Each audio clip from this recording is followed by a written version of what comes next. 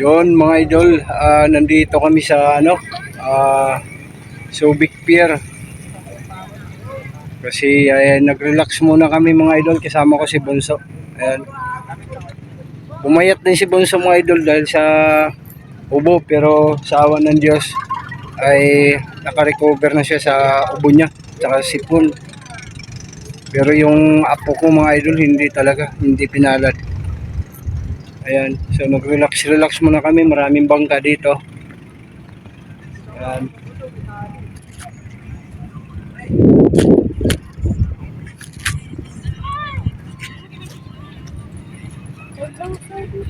Idol.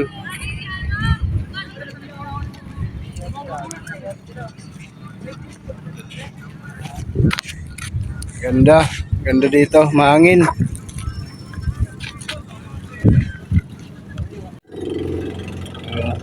Ganda. Nagsasadya sila pa.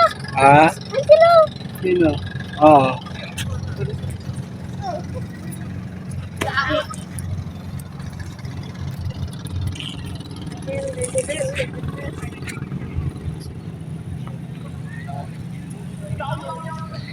Dan. Pa, sabi daw, Ano? bawal daw magtapon ng basura sa dagat. Oo, totoo. Ba't ikaw ba? Bawal naman talaga magtapon ng basura sa dagat mga idol. Sakto Kasi si Bunso. meron daw sirena dyan. Ay, pangalawa sa Umayat si Bunso mga idol, no? Ayan, no? Saan Pero nakatira? okay lang yan. At least naka-recover na. Ha? Paano siya nakatira yung sirena? Sa dagat daw, sabi nila. Hindi, di ba mayroong bahay sa dagat? Ah. Na Ah, parang maliit na kulay pink. kulay pink. Oo, meron din kami nakita pa eh. Saan? Doon pa sa dagat na kasi kabila. Saan na yan pa? Saan? Kala Kuya Jeff? Wala Kuya Jeff? Oo, Kuya Jeffrey. Hmm. Meron kaming nakita, bahay ng bahay ng sirena. Kulay Sirena. pink. Kulay pink. Oo pa, nakapalayo. Ando dun. Uy, saan? Doon? Uy, doon pala. Sa barko ay. Doon. Pintuan kami ni Bunso mga idol. Pasensya na mga idol, hindi na tayo nakapagpa-trim ng ating balbas kasi nga ay dahil sa mga problema, hindi na natin masikaso. So ayan. Bukas ng huling hantungan ng apo ko mga idol. Kaya matagal-tagal tayong hindi nakapag-upload ng mga video. Uy, mahulog ka. Mahulog ka. Uy. Uy. Uy. Yo. Uy. Gulat ako mga idol. Uwin mo pa. Ay, dun na tayo. Sige, tara. So, lipat na kami mga idol. Bye-bye, Serena. Bye-bye. Bye-bye. Uy. 1, 2, 3. Uy.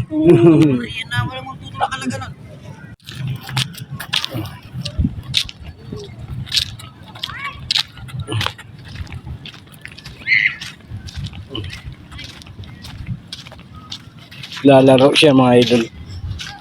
Si Bunso. Relax. Ayan.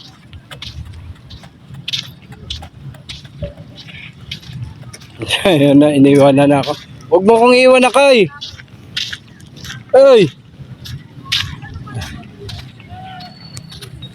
Iniwan ako mga idol. Ni Bunso. Mabaho. May amoy dito mga idol, may amoy. Dahil siguro sa may nakakuha ng mga basura mga idol. Dito ata yun. Oo, baka dito no. So yun lang mga idol no. Hanggang dito na lang.